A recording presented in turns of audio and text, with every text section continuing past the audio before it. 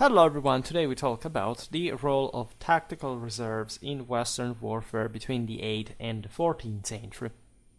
And this topic is quite important because understanding the role of reserves is to understand basically the quantities involved in tactical struggles and picturing constantly also those elements that are not expressed openly by the sources at the same time. Really an irrenounceable tool to understand the art of war. In the VIII-XIV series, we explained why the reserve is important fundamentally, even in cases of numerical inferiority, having a fresh reserve able to attack an already spent unit that has been in combat and has been deteriorated and exhausted can really turn the tides of battle. This in the heart of medieval warfare is particularly crucial because, as you know, we will see mostly, of course, Western warfare, but there are parallelisms elsewhere because of the rise in importance of cavalry, the fact that this arm was already the dominant one, would actually become decisive for 150 years or so, properly at the peak, in fact, of feudal chivalric warfare, would deploy normally in depth, or at least they would tend toward that direction during the peak of medieval civilization, which means that the role of the last battle lines deployed, in fact, in depth, one behind the other, could be that crucial. It's not always the same. Telling the truth, more often than not, it's the central, the bigger, in fact, also it tends to overlap battle line that more or less confronting the enemy equivalent gets things done. Then you can have flank units, hidden reserves of some sort that are normally smaller. Those are also very important today. We do not talk specifically about those, but we will come across them because we will not talk much about the reserve just per se, but the role of commanders in it. So essentially, and this is the other connection here with command, what kind of control was there from the army leaders on these units overall? How were these arrays disposed for a prearranged battle plan, and how did command operate in function of this alternation of battle lines? Naturally, we will not see just this in-depth formation. However, we'll see many examples of that. In other videos, we have had the opportunity of looking at this mechanism. You can check my medieval battles playlist or any other battle playlist for that matter, because when I specialize in this, like in my professional background, I reconstruct battles, all right? And when I look at what, for example, is normally uploaded on YouTube in terms of documentaries, of general surveys on medieval warfare, etc., there is a sort of almost descriptive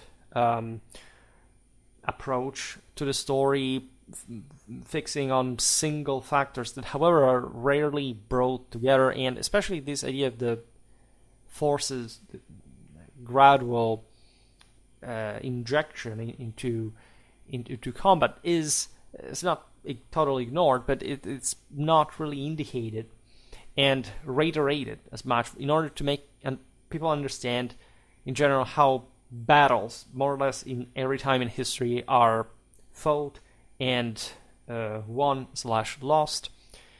It's not much about the type of unit just per se, or type of armament, even less, or even numbers at large, but these specific quantities clashing against one another, who is spent, who is still fresh, and how all this is coordinated as well. Naturally, for medieval warfare, like for other years, we're starting having, from especially the 13th and 14th century, really a lot of evidence, of information. We can't really reconstruct battles in their complexity to a very accurate degree. Again, I provided you with some examples on Schwerpunkt. Always bear in mind that, of course, we do not know literally everything, right? That not just the sources that sometimes were, even the ones that were present in the battles, did not really provide us with a comprehensive explanation of the world, but they may have themselves not exactly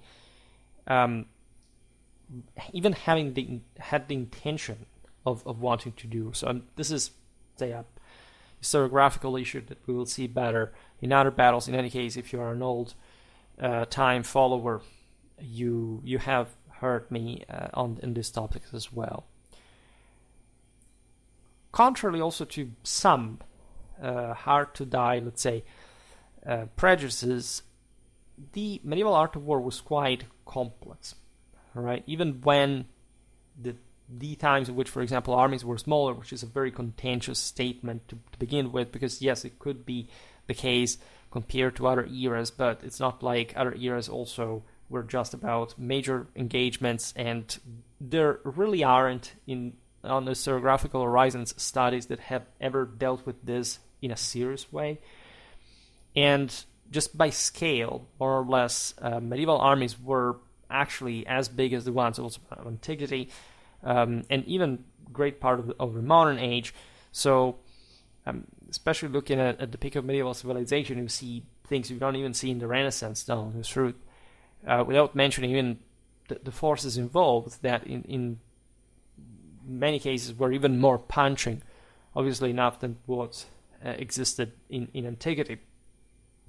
In any case, historians of the art of war have also contended that the supreme commander of a medieval army would almost invariably engage in hand-to-hand combat during battles, just like ordinary soldiers. So naturally, this is a broad statement. It's actually not distant from the truth, because the type of combat will describe, let's say, type of tactics and the general art of war, but of course all what lay beyond it was connected with that idea of leadership and of warlike ethos. So towards the later Middle Ages, you really do have the sense that the leader of a state now is becoming too important because of the size of the latter, in order to be simply risking his life in the front. But it was also still very common, and it would remain also during the early modern era.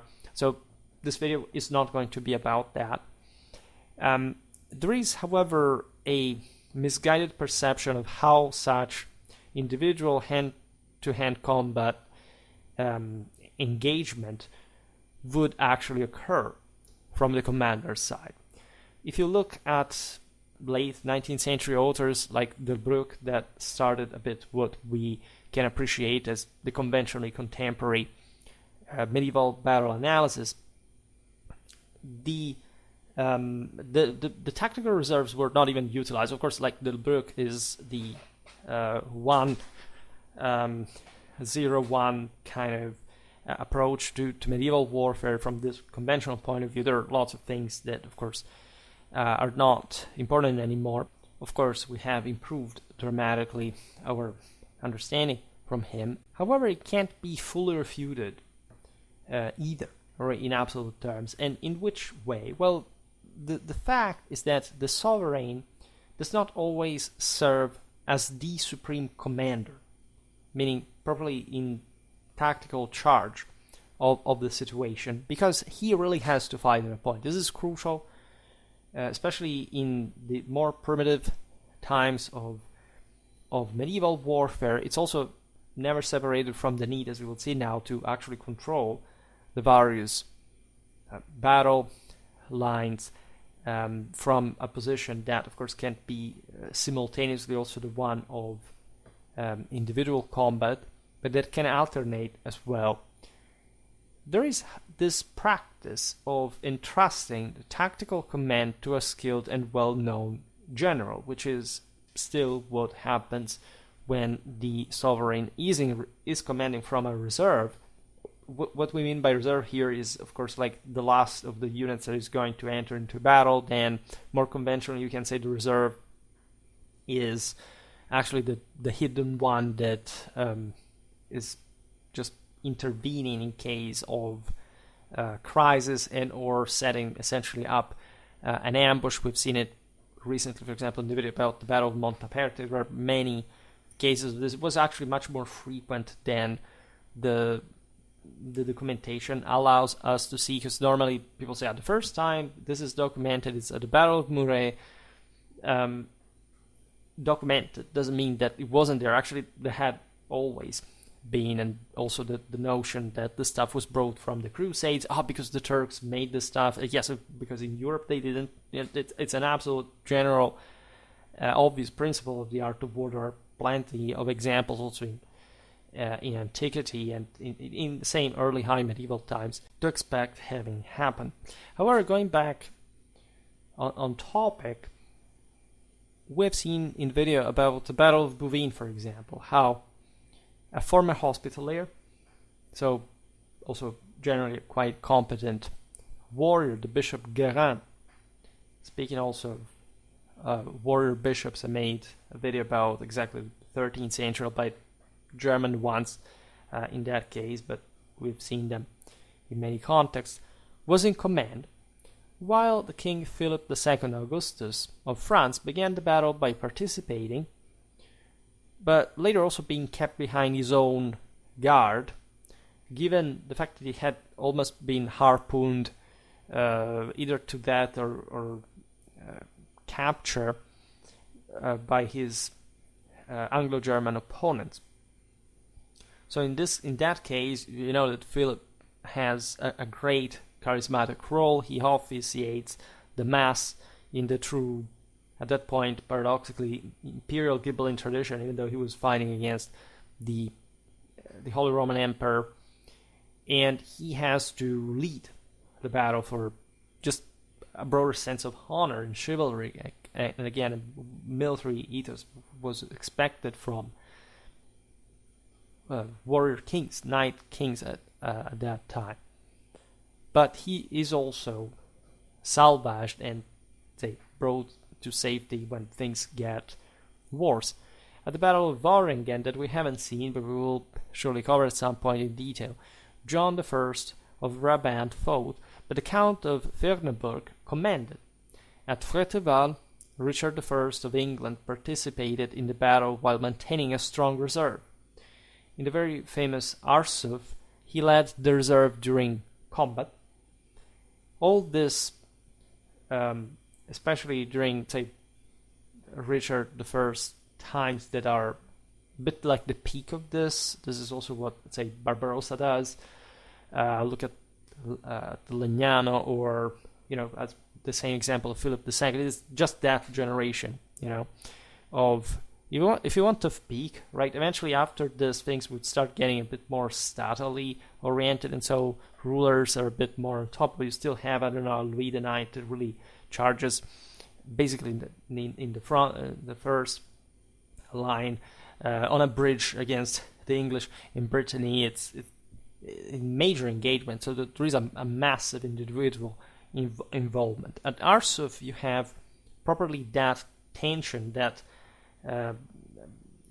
necessity of maintaining your nerves quite cold, because there is a great competition between all the barons. I mean, the reasons that bring you to fight, to expose yourself so much. The Saracens said, this King of England is amazing, but he's risking too much. Can't be done like that.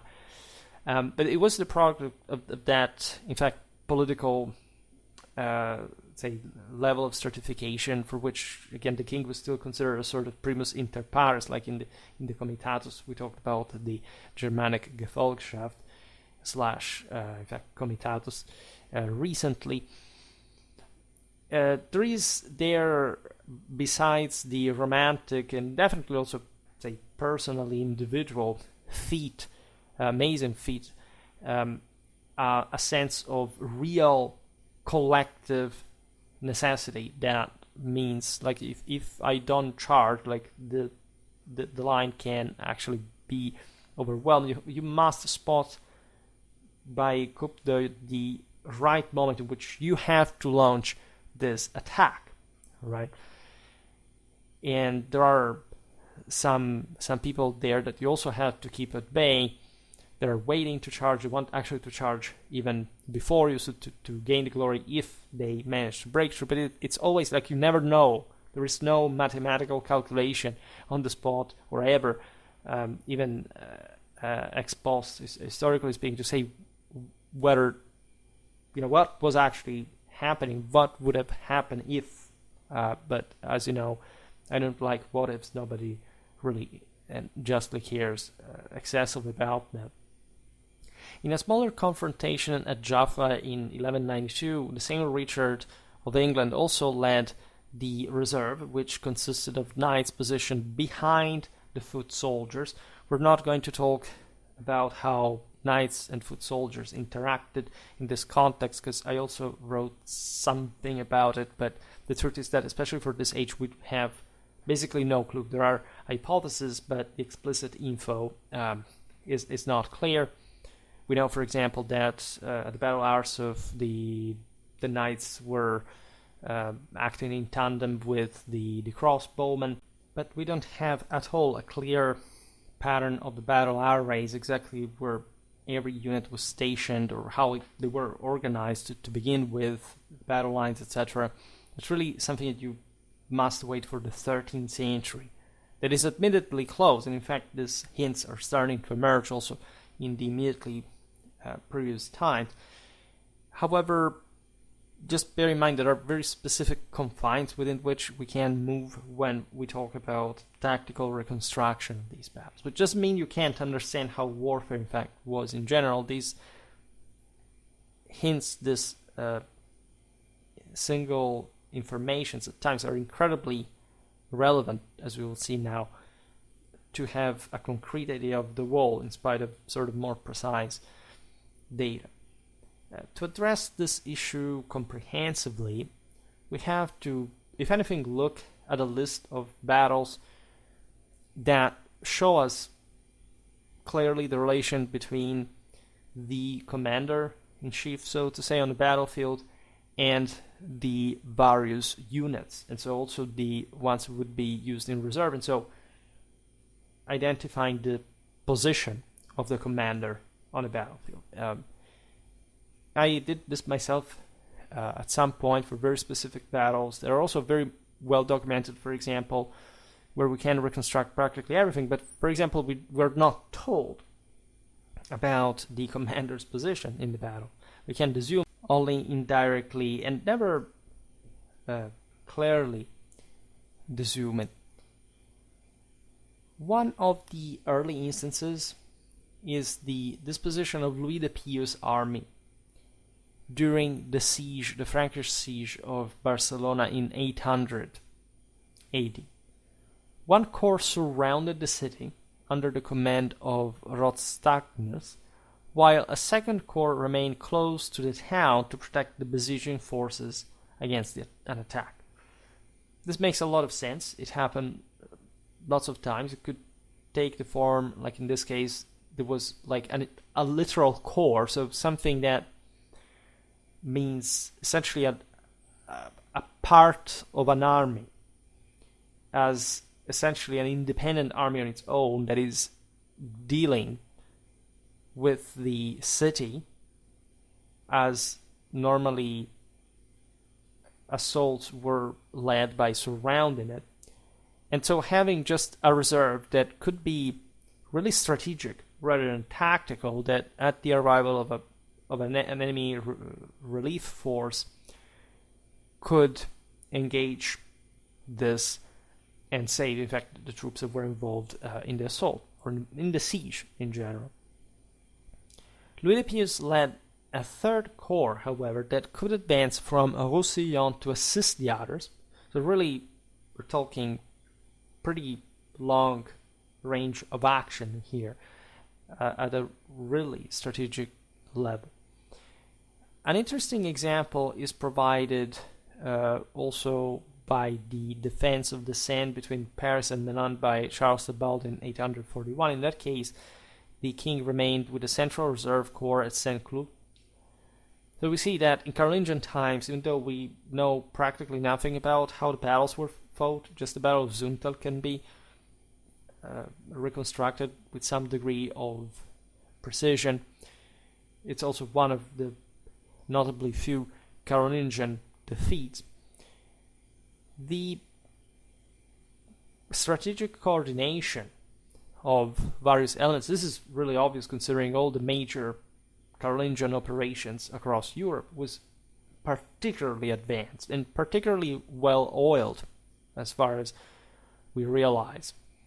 Think about the combined armies that invaded Italy from the northwest and to reconnecting forces in the Po Valley, the flotilla and the army that went down the Danube to destroy the Avar Khaganate. These are massive feats of strategical and logistical organizations. The Carolingians were particularly good at this. In 940, Sarilo, the Margrave of Camerino and Spoleto in central Italy, divided his army into 6 parts. 3 formations initiated the fight and were later supported by 2 others, while Sarilo retained a 6th formation in reserve, ultimately leading to his victory in the battle. This is quite interesting compared especially to late medieval warfare, because in that instance, normally armies were split into 3 battle lines. Here we have 6, and we understand it. Also those 3 battle lines could be subdivided, and so having 6 corps. But here we have a disparity. So unfortunately, also about the 10th century, we do not have much detail about the spaces, the movements, the single actions. However, we realized that there was an important degree of flexibility in this kind of post-Carolingian Italic context. The employment of this gradual effort through the reserves is quite fascinating. At Noailles, in 1044, Geoffroy Martel of Anjou established 6 formations, again, commanding the last one, which served as the reserve corps. Since we talked also about sieges, consider that there are instances also during potential sorties, etc., or during the same assaults, depending on how, in fact, the 2 sides are interacting, to, of course, deploy many, units, either in circle or in depth, depending on where the enemy is expected to sally forth, or in case to blockade the entire settlement. So in that case, we see many different units that, however, are fighting still in a sort of closed space, because they have at most to either assault the settlement or stem an attack from the same. So it's very different from concerted movement or across kilometers, as normally happen during single battles in open field. Remember that battlefields were really extending over kilometers, right? Battle lines were quite spaced, because if they broke, they didn't have to essentially smash into one another. The formation had to dissolve first in the rout, and then maybe even seeking refuge within the ranks of the posterior battle lines, but in this sense just entering the corridors between the units, and of course not causing any disorder, because they were just like single lines of men, and normally getting into the regularly existing gaps that every single battle line has within itself. The Holy Roman Emperor Henry IV led the reserve during the battle near the river Unstrut in 1075, and wouldn't even need to engage with this contingent.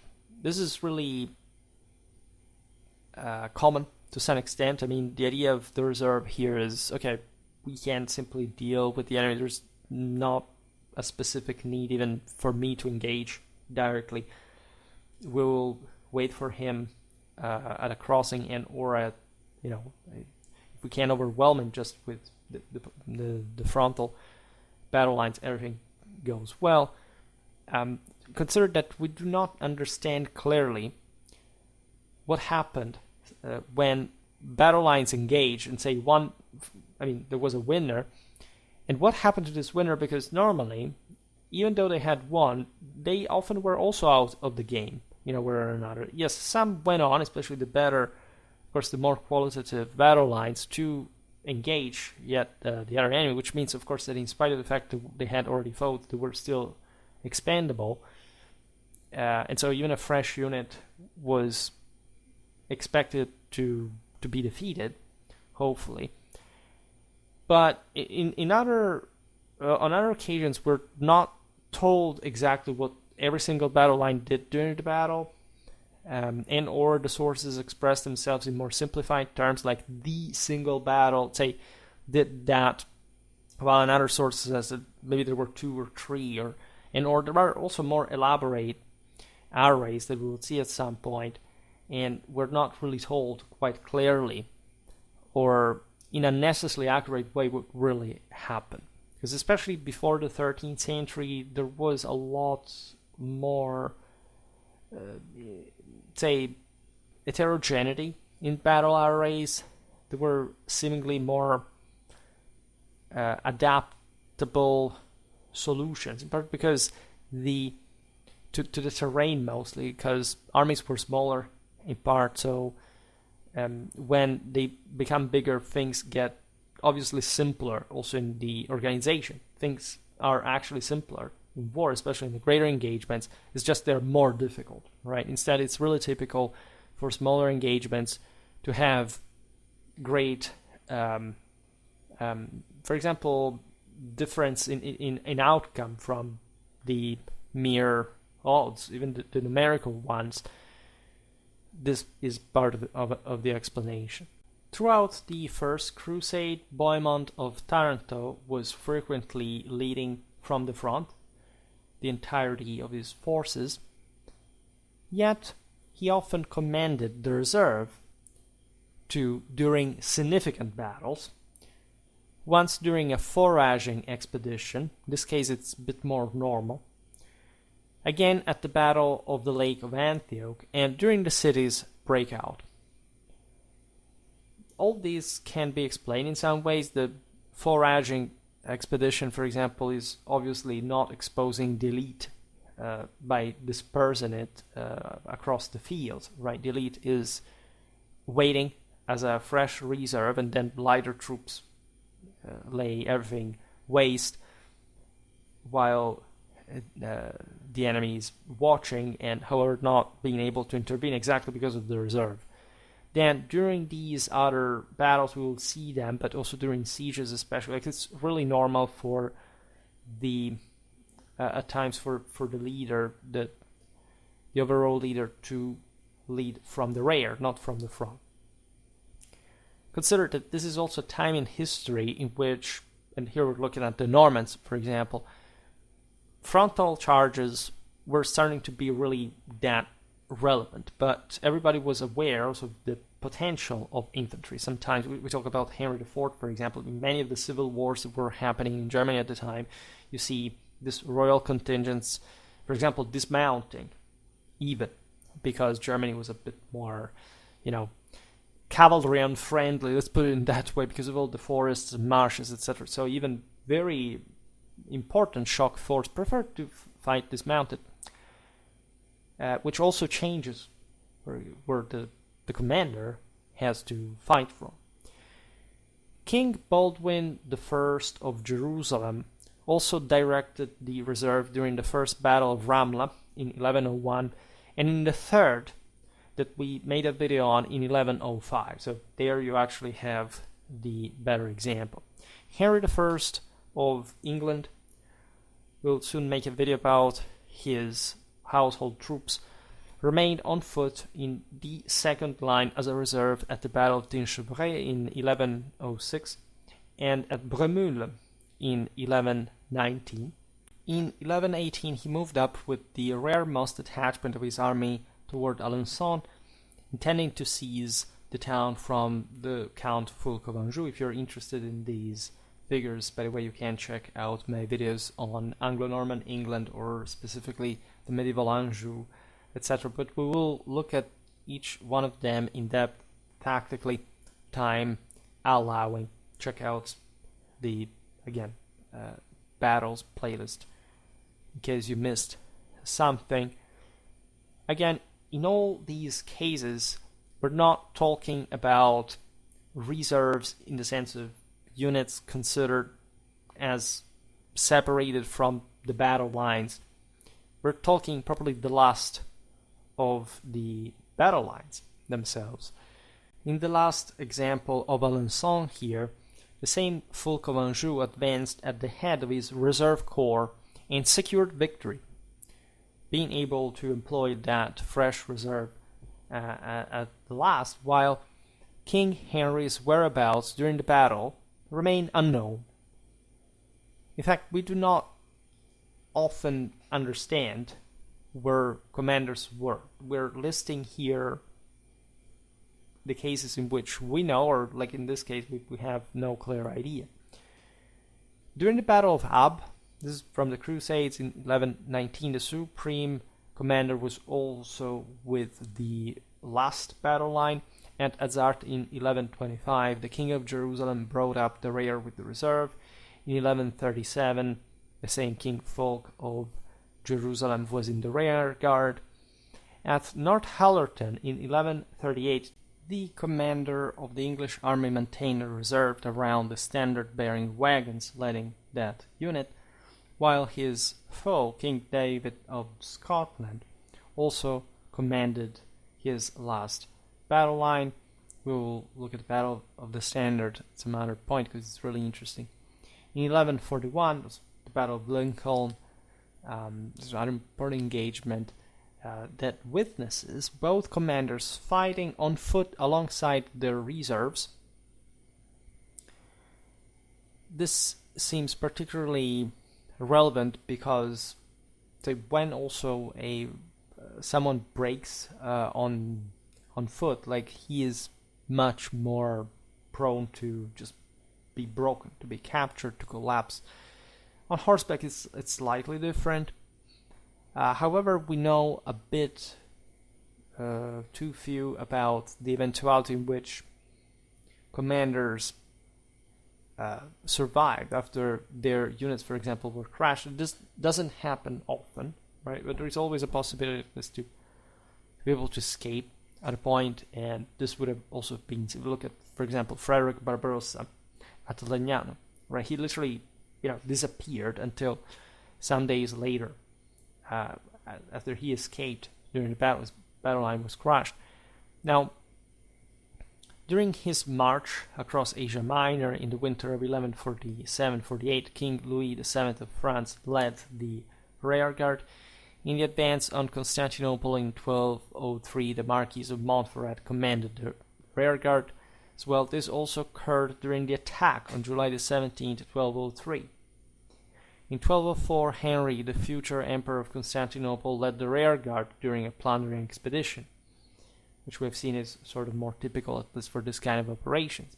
At Philippopolis and Espiga, the same Henry commanded the reserve while he was Latin Emperor. Simon de Montfort did the same at Moret in 1213. At least he commands, as we were saying before, what is a flank reserve, a concealed one essentially, or one that made a great detour, was not facing the enemy frontally, like it falls on the enemy side, causing a major bloodbath among the Aragonese, and beginning, at least the more scholarly, notorious employment of this tactic. In that case, it was not necessarily typical for the commander to lead that unit. It is the case just when things are a bit too risky, and or you have the possibility to simply channel the enemy into a, like that kind, for example, of in-depth array. So at that point, there is no need for the commander-in-chief like to be distant from the rest of the army and not coordinating the alternation of battle lines in combat. There will just be a very skilled commander, sometimes it could be also a minor one, but a very good knight, for example, that would lead that flank attack that would be in fact enacted often by smaller contingents. The case of Muret is, for example, not of this kind, because the this part of the contingent was substantial compared to the rest of the Crusader forces. So at that point, it was mostly to pin the enemy on one position, and leading the major effort also because everything would have been lost anyway had they lost that battle. Yes, of course, there was a degree of risk of decision to participate into that operation, which maybe a very skilled commander thought could be in fact enacted by himself.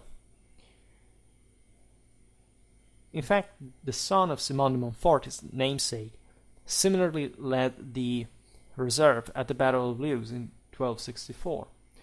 At Benevent in 1266, Manfred of Sicily fought with his reserves, while his opponent Charles of Anjou led the second corps of the opposing side, placing the reserve corps under the command of his son-in-law Roberto of Bethune. We will soon make a video about Benevent, because that battle is quite interesting, and it exemplifies this were some of the major battles of the period, properly in size, and so at that point it was also more typically like in-depth deployment of the various battle lines.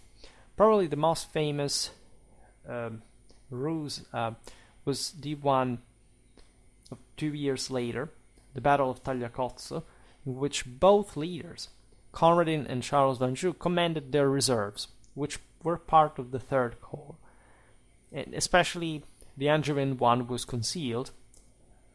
Charles of Anjou had his marshal actually wearing the royal ensigns, and to get himself killed voluntarily to fool the enemies, the Germans, the Italians, the Spanish, to have literally killed him. And instead, while they were plundering, he attacked them with what was not really, it was a concealed reserve, but in that case it was like an entire battle line, which you do not even always have the luxury of having. And on that occasion, actually, there is even a capacity of scrapping together some forces and opposing themselves to this force. So it's actually a complex battle, and it tells you how it's also relatively chaotic this whole engagements could be, how not everything was literally to the perfection, like one entire battle line or function and such on the field, but also,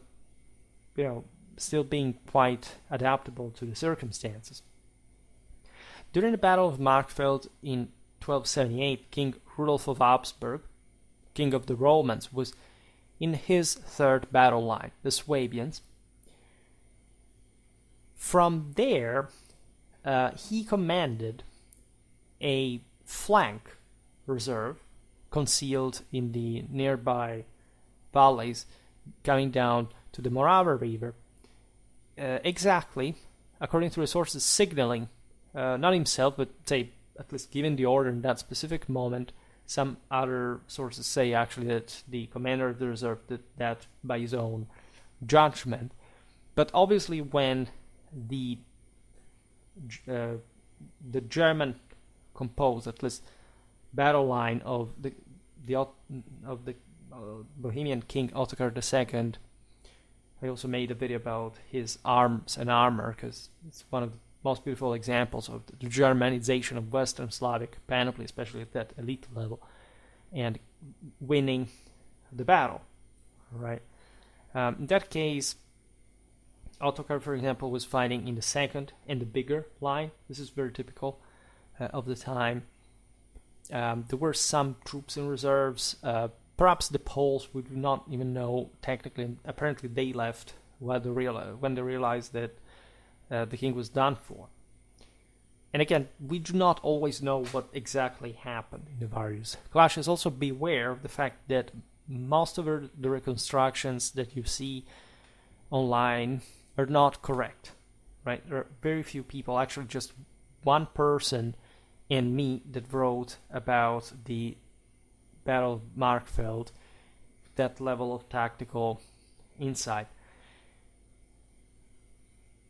This is sort of crazy, considering that there hadn't been, at least somebody else wrote about that, but say at the beginning of the 20th century, right? You have to wait until 1978 before someone, which is also the 200th anniversary of the battle, for someone to start reconstructing the thing a bit more, say, with some extra detail, in a more complete way, even though more or less we already knew how the battle went.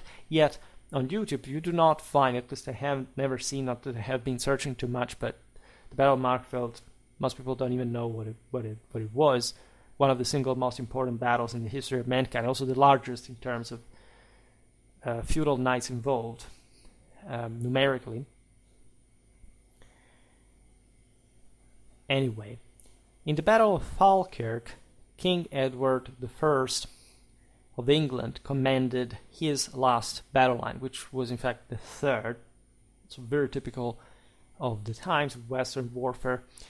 At the Bannockburn in 1314, both leaders engaged alongside their last line. In 1303, the defense of Saint-Omer was arranged as follows. The Boulogne Gate was defended by Theobald de Chepoix. The Terouanne won by the Lord of Pen, the Air Gate by a knight from Auvergne named Pont de Bizac, and the Water Gate on the Gravelin side, Gravelinian, actually if we're talking Flemish, by John of Heemskerke, Lord of Watten. In this case you see a closed space, it's not really an open field. And each of the aforementioned bannerets commanded a troop of the communal army of Saint-Omer.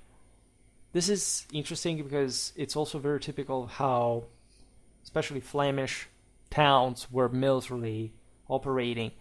They were mostly bourgeois militias, right? And in this case, they were actually defending the various gates because they also came from like the same quarters corresponding to that in the city, right? In any case, you see this being distributed along a perimeter, so not in depth, so you can't even properly speak of reserve. By the way, in this instance, the towers of Saint-Omer were occupied by lookout men in defense, while the Lord of Thiene and Mercœur, along with leading citizens, were in charge of the defense and seemingly directed the reserve. What we get from this is also really typical of Flanders, this sort of hybrid between the feudal and the communal dimension, for which it's really knights that lead also the Flemish infantries to victories over other knights. Really, there's not really an abstract bourgeois command that defeats the nobility. It's always the local nobleman actually that instructs the militias how to operate. Right? This is something I made abundantly clear in all the videos about the Flemish, especially in comparison to the instead much more self-reliant, big, and sort of military performing Italian communal armies. And Montpellier, that, as you know, was a Flemish so-so victory after Courtrai. Philip the Fair was about to be beheaded here, and he was also responsible for the reserve at the beginning of the battle. The Flemish reach him, and he manages to get away just because a knight kneels to make him climb on horseback, and a Flemish cut the guy's head right under Philip's eyes. Other instances are neither as clear nor as explicit. For example, at the very famous Battle of Hastings, I avowed that I'm preparing something which should have been a surprise, but for the anniversary, at least this year. And so in 1066, William the Conqueror was positioned at the center of the third line, composed of knights, while the first two ones consisted of foot soldiers. The tactics of Hastings are very well known. He also counterattacked with a reserve, because there was at some point a feint flight that you could never actually distinguish from a real flight.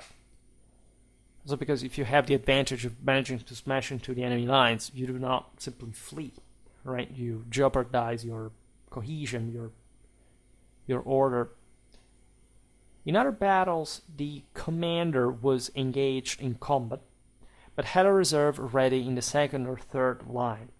The sense being at times that the ruler, with his life and reputation, was at times less relevant, at least in a tactical sense, than the rest of the army. Meaning what? Again, that if he gets killed, or at least his normally main battle line gets destroyed, still you want to avoid like total disaster.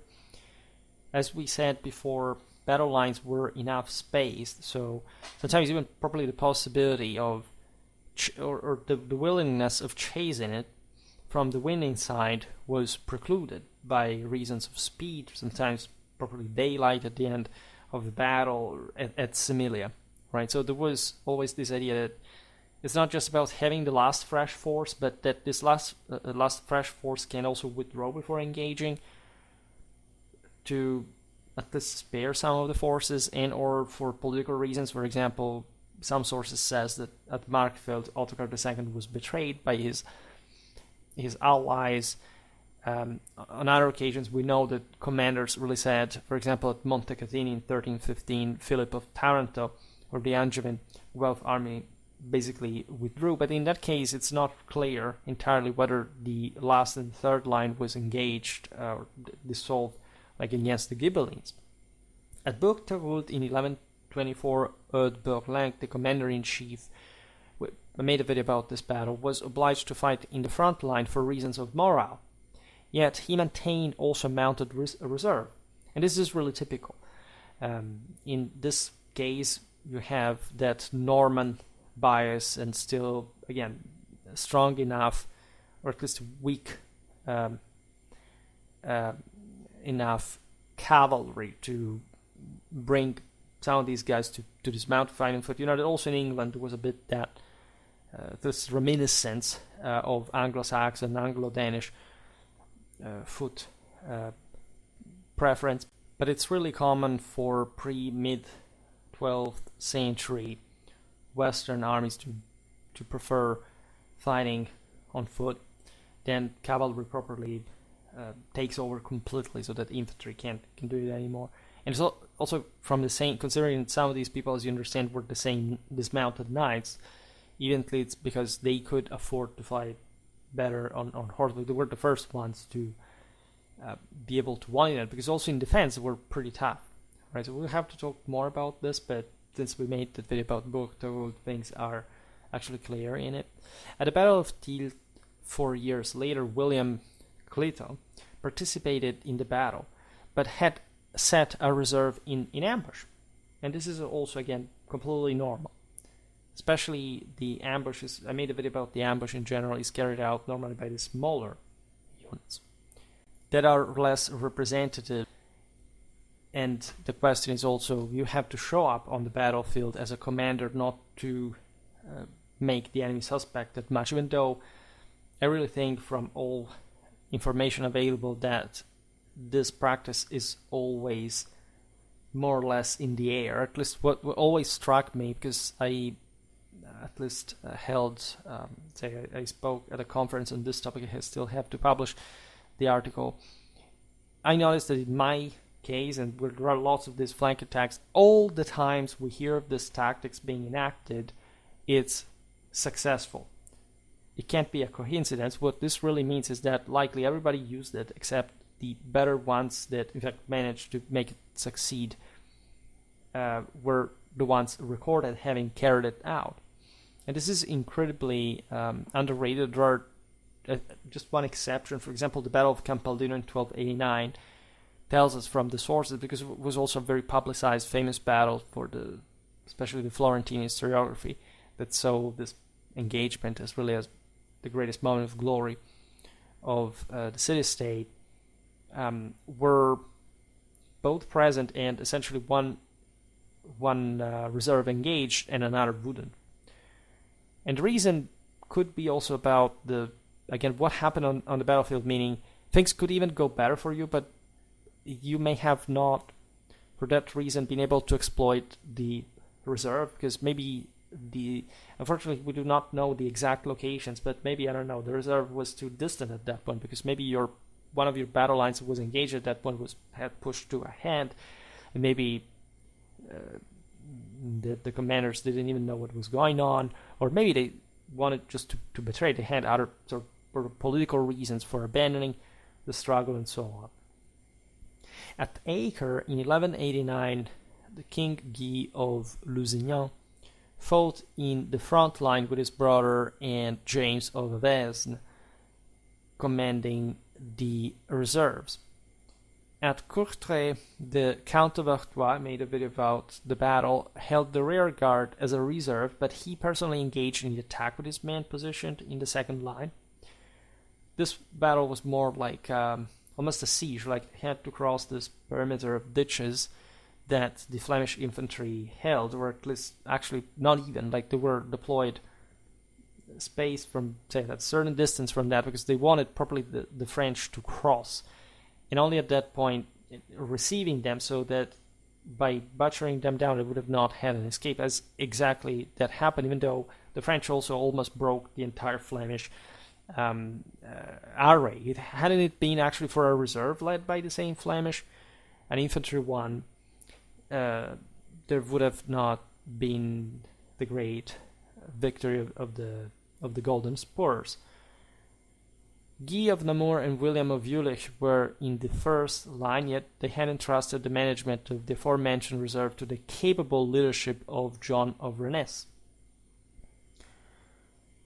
In fact, as we were saying before, for these Flemish examples, the very knights of the same family of the Dampierre Counts of Flanders were responsible for these all-infantry victories that send out as, we're waking up, the world is changing, the modern age, the infantry, they were led by the single most feudally noble, knightly elite you could find out there, so because they were the ones that made war better than anybody else, and I made plenty of videos explaining how this incredibly childish and emotionalistic notion that medieval knights were stupid and underestimated infantry potential is just the self-declaration of radical ignorance, basically in every single trace of military historical awareness in those times. Now, we are poorly informed about the positions of commanders in many battles, since the accounts are not sufficiently detailed. It's clear. This means that no comprehensive survey can be simply completed just by listing the role of individual leaders in given battles. A PhD on this would be actually pretty interesting research, looking at, say, comprehensively, not just a sort of this geography and chronology, however, also properly carried out for these would be a great deal of a work.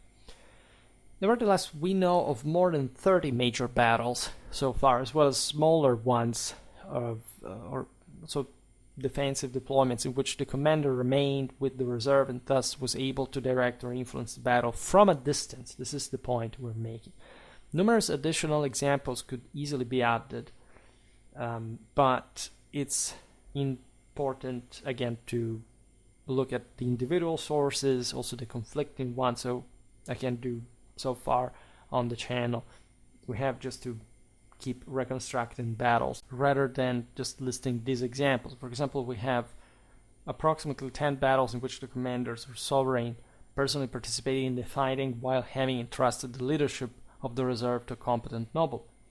needless to say, this was done also to spur morale, to have that kind of leadership, inspiration role, and general sense of confidence, of also someone leading from the front, recognizing the situation. Also, as we've seen with, for example, Richard I at Arsuf, recognizing what was going on, what was the best move. This all has some moral influences that we can't mathematically calculate, but as you can understand, were also very important. If we focus solely on those battles for which we have fairly detailed and reliable accounts, we can see how it was really common to maintain a reserve in order to secure a decisive outcome.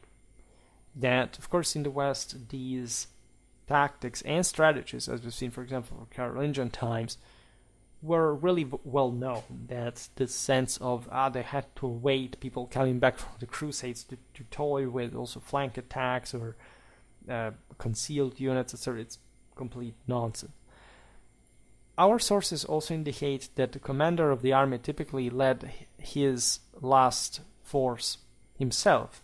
So with this reserve role, and obviously also connected to a tactical idea that is not necessarily always the better one, but that would be in this case is that wants the last line to be also the strongest in order to overwhelm better the enemy forces. At least there is a relative spectrum in which the idea is that if you spend sort of the weaker forces from the front, you will wear out the enemy ones, but if the guy has placed, for example, his better ones, and we're talking mostly, again, engagements in which the odds are balanced, he will overwhelm these first lines. And in that case, it could be too much, maybe even just for your best troops remain in the last line to overwhelm the enemy has kept. So you can't really say what is going to work. It's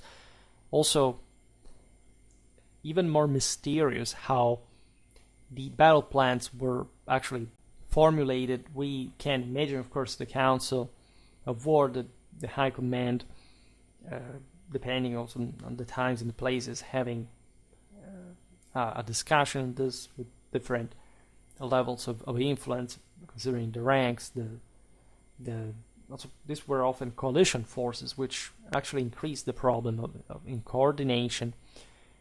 We've seen it in part in the video about the battle plans of the Burgundian army that have been handed down to us, except we realize that they have nothing to do with how battles were actually fought, because battle arrays were predictably much simpler, and it's just a classical principle of the art of war, simplicity, than what we can read in these documents. There were essentially some divertissement in that sort of proto-modern way of, again, inventing formation, resuming the classics that we also discussed for Renaissance warfare, and so this concept that actually too much imagination is the hallmark a bit of modernization, and with some sort of separation from actual reality. Not that, in fact, what these documents were created for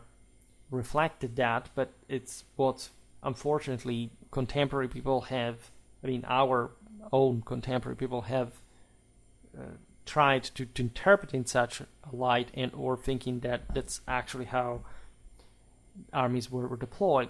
So you have to be a bit sensitive and experienced to understand how actually simple things have to make sense on the battlefield, right? Especially when you reconstruct a battle from all sources available, etc.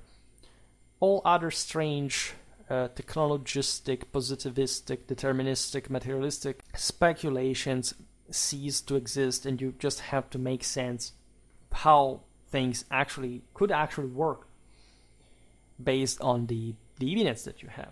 There is a much, again, say, less complex one in terms of especially battle rate, but it's also a much more complicated one to properly analyze source by source, understanding what the individual once said or why and whatever. And there is also this bias against narrative sources in the Anglosphere that really has ruined a lot. In fact, I believe that from half a century, that part of the world has completely failed in terms of military historical quality or accuracy whatsoever. There was a time which we were actually good at that, but it's not the new military history and the whole sponsorized, fireworks attitude for, again, phrenesthenic people who think that they are cool because they study something that they don't even actually study or understand, even after a lifetime of attempted acting, as a matter of fact, in that. There's nothing worse than a culture that celebrates more scholarship for the sake of itself and by themselves over sources. That's really actually a pretty sad spectacle. There were some studies on, for example, how frequently during the First Crusade commanders led the attacks personally, like in the first battle or in the reserve. And it emerged that in that context there was apparently some greater caution due especially to the ambush tactics or hit and run tactics of the Turks, which notoriously tended to wear out the enemy to exhaustion along the entire day, except that this was done because they didn't have, at the end of the day, such powerful shock force. And even when they managed to win the battle, conventionally speaking, still often the enemy forces were intact. Doesn't happen always like that, but for example, like the Battle of Manzikert is one of those cases. There are others. So the sense there is that you had to spend some forces before. Infantry was also good for that. Often that was used also to shield the same horses. So in a broader tactical or even strategical sense, they could absorb part of, especially that missile fire. So this would essentially go against the notion that kings and other commanders at the time would always fight from the front, etc. And showing also that, of course, tactics were a bit more complex than that. And how also dangerous the whole situation was at the end of the day. Even equestrianly speaking, having that reserve of heavy cavalry was particularly effective against the same Turkic one, that, as we said, did not really have much to counter it with. And as a consequence, the more you preserved those heavy forces until the end of the battle, and therefore having also your own commander controlling things from a safer standpoint, the more effective this tactic could be. We saw before how during foraging operations this was also obviously the norm, and in fact we've seen that among the steppes peoples who were fundamentally operating like that for not just for military but also their own political and social sake. It's really typical. We've seen it in videos about the Magyars, the Bulgars, the others, for them to have the bulk of the heavies somewhere very deep into the theater of operations, in the rear, and all these harassing, skirmishing, looting parties scattered pretty far ahead as intended. And the reason there is that they actually knew that had they met the sedentaries that were much heavier and that had engaged them at close hand, they would have, without this previous softening up, wearing out, exhaustion, etc., they would have had the worst from them, as it did happen, definitely. Battles like Riad or Lechfeld in that Magyar case, for example. Furthermore, it must be remembered that medieval armies, yes, were contained, with most in number. They were often smaller than in other eras, but we shouldn't overly exaggerate. Commanders in this sense, could not afford the luxury of remaining out of the fighting with an effective bodyguard throughout the entire battle. So their personal connection to these units would oblige them to take part in the fight, even for numerical reasons, as this would have resulted otherwise in a serious depletion of their forces. Consequently, commanders were compelled to take an active role, at least during the crucial attack involving the reserve. And this was also kind of obvious because also in other times in history, the armies would employ all their force at the end of the day, or as we've seen, if some of the rear guard, the field itself, withdrew at the end of a lost battle, or even just maybe having it lost because of that reason, for some whichever cause of betrayal, whatever. That's just because it's, generally speaking, a matter of moral forces and how committed you are politically to that thing, and it doesn't speak much of the strictly military absolute of how these forces should have operated. William of Poitiers, in his comparison of William the Conqueror and Julius Caesar, states, "For William it would have been neither honorable nor efficient merely to give orders if he had not simultaneously fulfilled his knightly obligations, as he was accustomed to do in other wars." And it is kind of obvious as well. These people lived literally on horseback their entire lives. They were always fighting. Just in the cold season, they would rest and plan what they would have to do in the next one. Of war. They loved war, they enjoyed war, at least in that sort of infernal way to heavenly rule that they were traditionally as imperially indoctrinated and successfully, performing.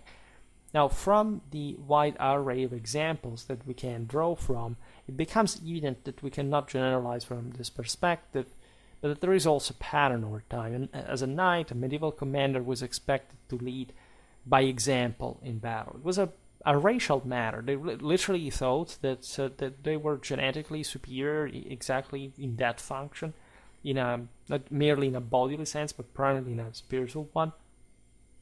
And so this personal involvement in combat remains a customary expectation for subordinated commanders even today. It depends on the leader, of course, but as the armies grow, the most important factor definitely seems to be connected with not just with the military character of these engagements, but their political purpose. I mean, you can inspire your men by fighting in the front line with them, but if you die, you could cause a major disaster at home, politically and socially. So supreme commanders would usually tread more cautiously. The fighting men often impose sensible behaviors upon their generals themselves. Moreover, we must consider the tendencies of biographers who aim to glorify their subjects, as William of Poitiers, that we just quoted, certainly did.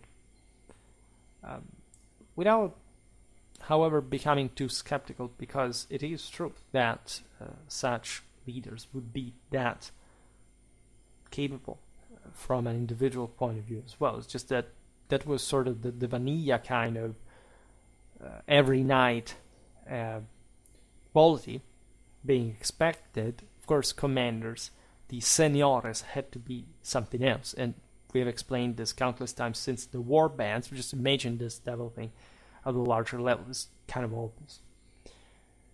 Otherwise, why would you have soldiers where you just make duels and settle matters in this champion fashion? Evidently, the history of warfare does not go in that direction, or there is a very specific reason why that doesn't happen. The use of reserves was also not always essential. Indeed, its necessity depended on various factors such as the terrain, the enemy's formations, and other circumstances that often elude us in a strictly historical, documentary sense, as many sources do not elucidate the rationale behind specific battle plans.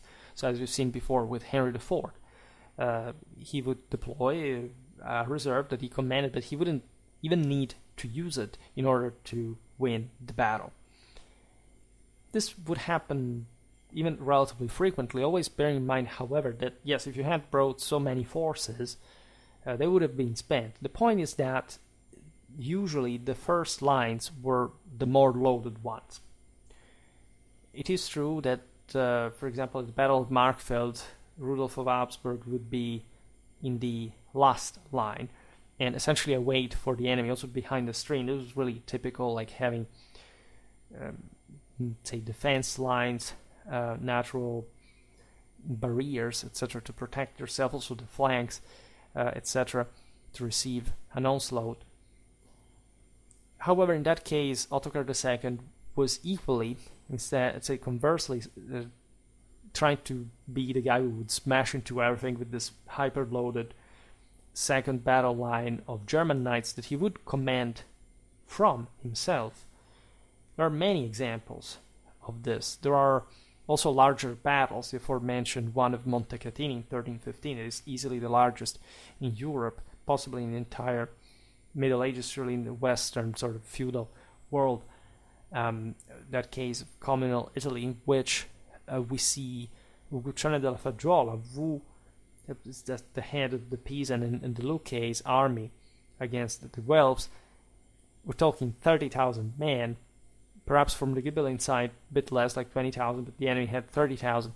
And these are real numbers, like every source of the tens that we have on the engagement speaking of small armies. They weren't small at all.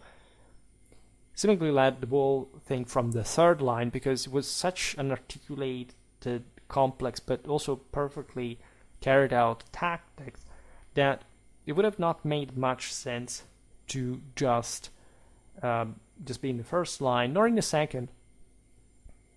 We can't assume it from some details we have. Make a video about the Battle of Montecatini, also because people do not even know it existed. It was literally the most important battle out there, and this reveals you the total ignorance that exists in the world about these topics. Academically, scholarly, popular, it's utterly disgusting what kind of lows we have reached.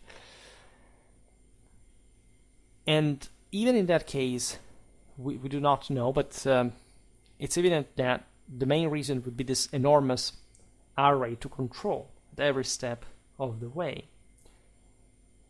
If there was a significant numerical superiority over the enemy, which is not that often happening, of course, a reserve may not even be required, which could be debated. We could actually use further reserves to say, okay, we will outpower them gradually. Otherwise, we could outpower them by overwhelming them all at a time. It would be a rare eventuality, however, because it's rare, especially for the large engagements, to have brought a force that you can spare simply like that. Actually, the bigger the engagement, the more balanced the odds, and actually also the fact in the smaller engagements, the least unpredictable. So tendentially, yes, of course, the troops that were brought to fight, aside from our problem and understanding from the numerical information, who was an actual fighting force compared to field aids, etc., was meant to be engaged, was meant to have a weight on the battlefield. And sometimes it would end up not being employed, but not in the sense that it was like planned, right? They represented the deterrence that was really needed for the enemy at that point to bail out at a given moment of the engagement. And as we said before, it's not just numbers, it's actually more about how morally loaded the troops were, how well they were commanded. You have this concealed units, so you couldn't really simply say how a battle could go. Otherwise, there would have not likely even been engagement to begin with. Why giving battle to the enemy in an unfavorable condition doesn't sort of make any sense. A reserve could also be unnecessary during a surprise attack. An intriguing example of this can be found in the Battle of Ascalon in 1099. We will look at this. Essentially, the Crusaders advanced in perfect order prior to the engagement, making 9 formations that marched in 3 lines. This is interesting because it's yet another typical battle array at the time. 3 battle lines you see for major engagement that is not particularly or necessarily typical of the era, but still is that perfect compromise between simplicity and use of reserve, gradual effort, tactical complexity, unity of command, etc. All right, and 3 units formed the advanced guard. The 3 constituted the rear guard, and 3 were positioned in the middle. So all very symmetrical, specular, because for every battle line you could use a center in the wings. And this also allowed, in that specific case against the Turks, to enable the array to swiftly establish a front in any direction. We've seen, especially in the Mamluk tactics that were yet to come, aside from the fact that were similar to the ones employed by the Seljuks here, because there were Mamluks within the Seljuks in a non-dynastic meaning. The flank attack, this harassment of the enemy, this attempt to make him turn from one side and chase a unit while attacking him with another one from the rear that he had not spotted was really something expected, and it's relevant that at the beginning of the First Crusade you would already have, of course, such quite obvious awareness of the Crusaders about this kind of tactics. It's not much because they met with the Seljuks, that in part they would have already known, because many of these troops participating in crusades had been mercenaries all around the world, right? But because if you know what the enemy's about, you can sort of foresee simply what they're going to do with that. I mean, if you had placed, for example, these crusade leaders at the head of the same Seljuk forces, of course they would have performed worse than same Turks, and vice versa, in case of switch. But they would have still used those troops functionally, likely in the same identical way that the Turks would have used. I mean, there is a military logic that transcends sort of specific armies, times, etc. Their inherent strategical ratios, logics, and proportions. As a consequence, you can see these patterns actually repeating over time, and the only thing really changing is our filter, meaning, again, the culture of the time, how this described, for example, the current events, and maybe giving us an impression just because it's written in a particular way, but not really being that different from the one of other centuries. Speaking of Ascalon again, the center, in the center of a square constituted by other 8 surrounding units, could act as a reserve in every direction all the time. Other 2 lines secured the front and the rear, so everything is perfectly calibrated. However, this excellent plan was not employed during the battle itself, importantly enough. During the clash, 6 of the units advanced closely together. And so in this case, it's obvious that they were leaving a 3rd line in reserve, and that sort of more in-depth logic appeared to them more important than any other sort of possible movement sophistication. It's not like that even with these forces you can do whatever you want. For example, these are units articulated with cavalry and infantry that have a front. They can't immediately change front. They can't immediately turn, go wherever they want, right? And even if they could do so, they would alter the symmetry of the formation, and so the internal logic. And so actually, the same commanders were not interested in that to begin with. It's possible that some formations lagged behind the others, by the way, here. Now, not just that they were predisposed to be left behind, but it's likely that this would create a 2nd line extending the front's length that could act as a backup.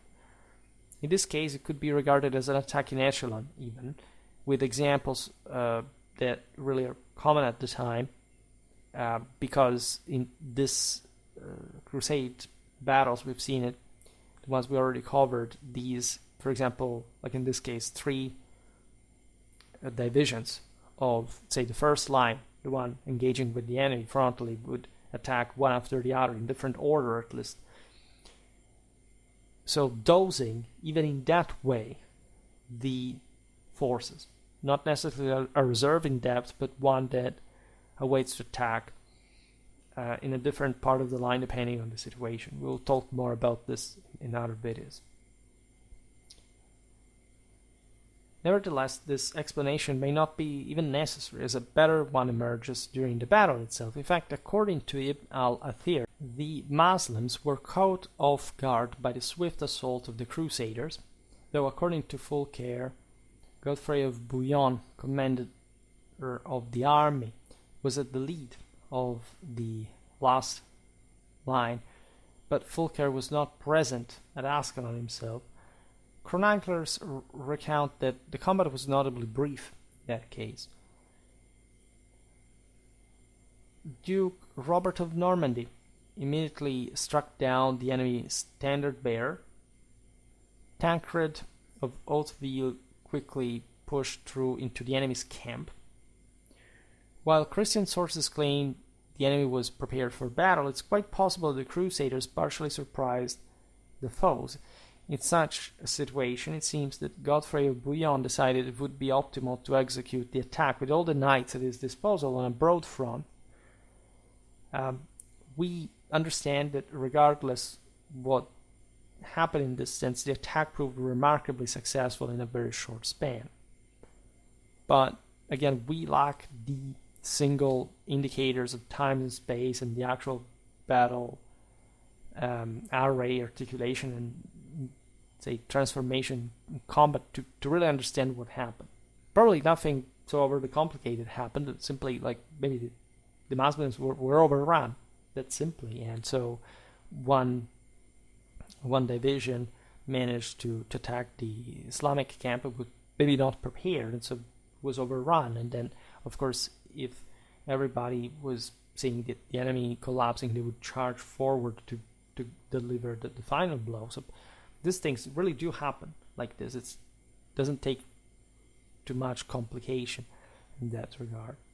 Now, the enemy's formation and nature of the terrain could also play a decisive role in all this, because if you set up an ambush, for example, thanks to a hill or a gorge or whatever, you can't fool the enemy like with that sort of, you see, feign but not feign flight.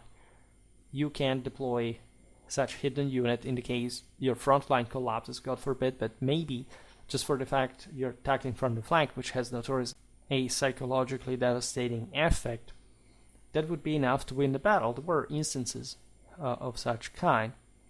Also because, as we said before, these formations are so large that you don't have to think this like a Total War video game, which you know all the time where everybody is, and you can see them, you can check out. Like the human behavior in combat is very much susceptible to so many different cognitive, emotional issues at an individual and collective level that you can't really even properly reconstruct historically, even if we had much better information, right?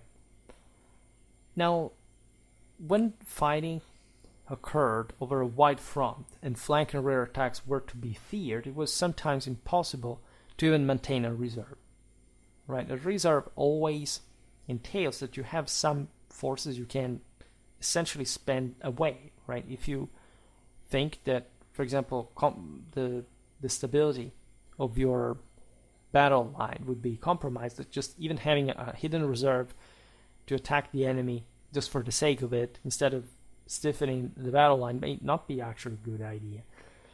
At the Battle of Bouvines in 1214, that was also a majorly frontal battle, in spite of some diagonal attack on the French right, from the French right on the Allied left, just on a sector of the line. Like you have the best example of face-to-face symmetry. This is, again, particularly the case for larger battles in which the odds are more balanced. At that point, yes, you could and should use a reserve if you can, However, it may not actually change the entire course of the battle, especially if, like in that battle, the deployment of the battle lines is not so much in depth, but in width.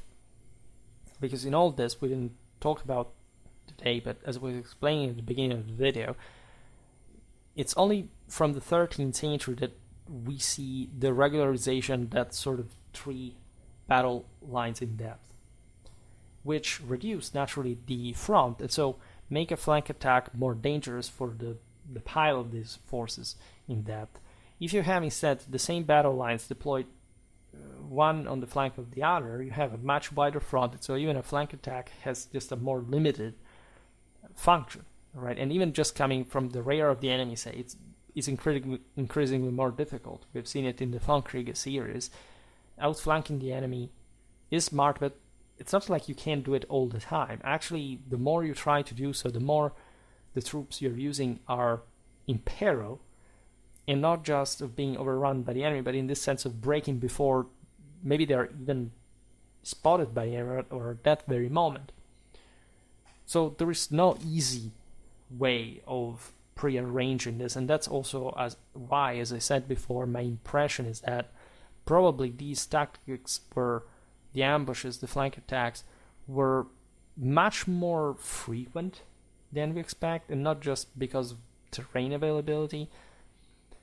It's just that they are explicitated by the sources only when they brought to a positive outcome, so that we, some cases, would never know those who were enacting the same on the other side, but simply failed, or maybe didn't even have the chance to enact them, but they would have normally done it themselves. Consider that the type of engagements of military cultures, etc., in here are very similar, right? There is no major game changer in terms of, I don't know, I'm fighting against a different people. They have such different tactics. As we were saying before, even if that had been the case, the same armies, adaptability, or just the basic strategic concepts, the fundamentals, the essentials, were just allowing everyone to really behave in a sensible way. We do not see in warfare somebody was essentially stupid and the other that is a genius, and so battles are lost and won respectively like this, right? Battles are a series of affairs in which you can make a mistake, because they all do to some extent, but that in fact are unpredictable and are fought through by people. Right? There's not a pre-arranged pattern that makes the game.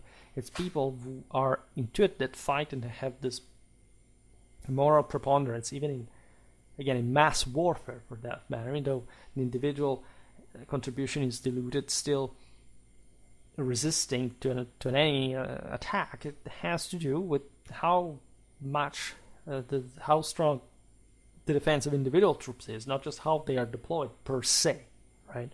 Those are all factors that combine into one, and that we can't also unfortunately reconstruct at any time. We can't just more or less understand that. The thing that helps, as we were saying before, is that warfare is also relatively homogeneous between the parties involved, so that sort of flattens, balances out things and sort of allows for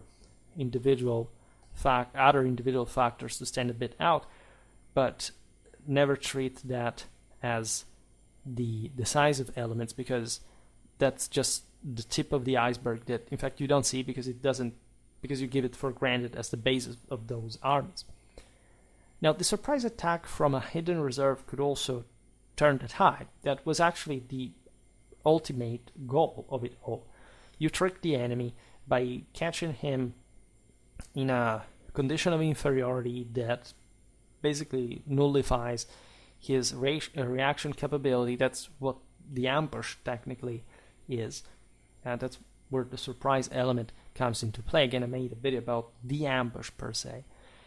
And the deployment of such troops might be preceded by a feigned retreat, as previously mentioned, At VIII in 1106, foot soldiers from the communal army of Liège were placed in ambush while the knights of the Duke Henry of Limburg and Count Godfrey of Namur attacked the German knights and pretended to flee. Again, apparently.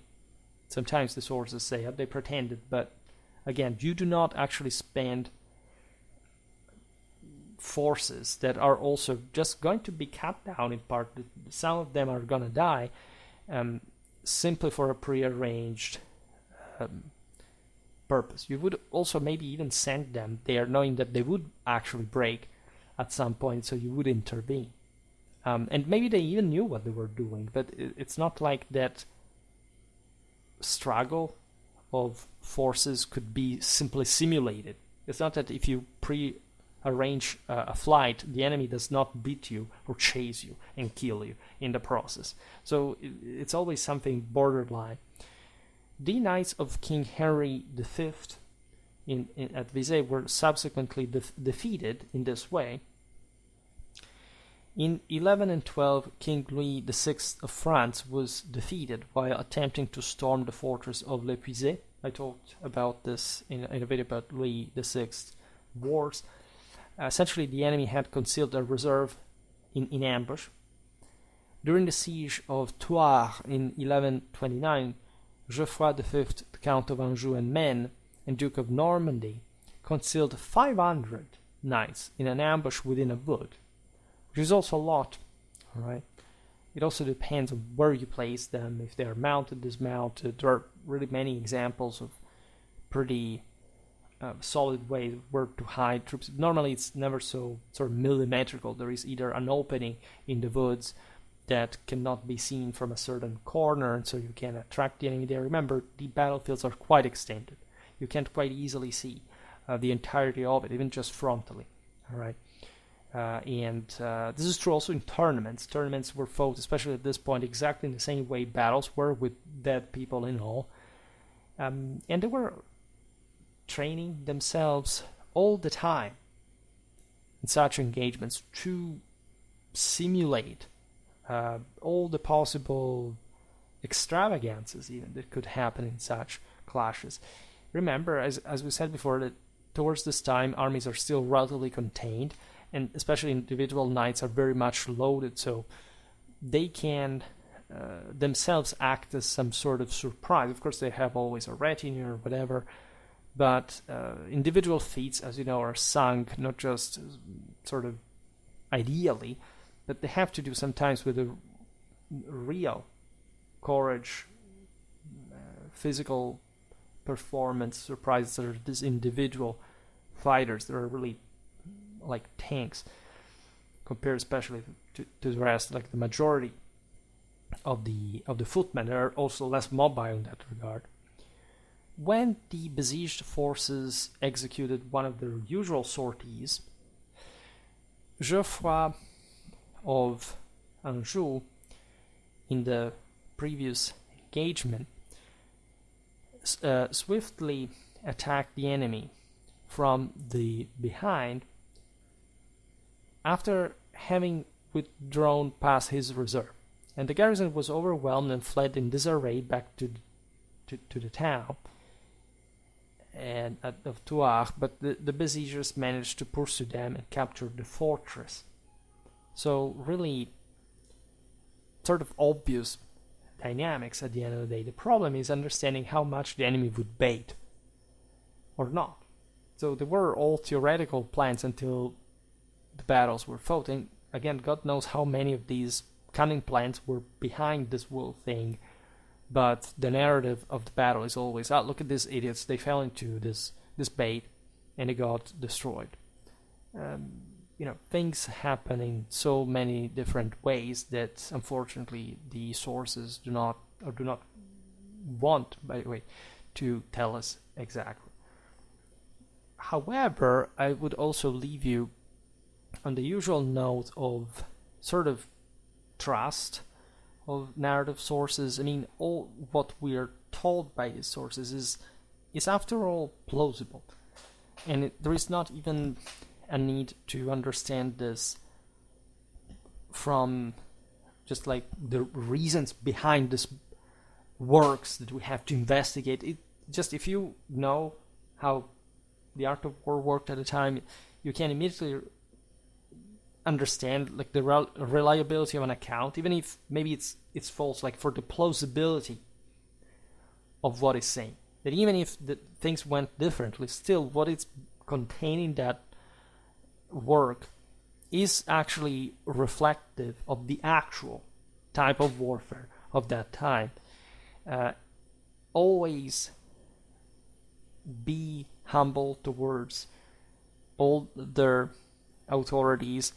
Always realize that you're not more intelligent or more capable than them, and that you can at some point understand the limits of these same works, but only when you have in fact compared them with one another, not or applied with great experience in times and military logic, not just because you think that for some reason a narrative sources, nobody knows why, must be unreliable. Alright, so we will naturally keep talking about the medieval art of war. I'm planning to make way more of this content, focusing more specifically on such more technical aspects. For today, however, I stop it here. I just hope that you enjoyed this video. If you did, please share it, otherwise leave a like or subscribe to my channel if you're interested in my upcoming content. As always, I thank you heartily for listening to me. I wish you a nice time and see you next time. Bye.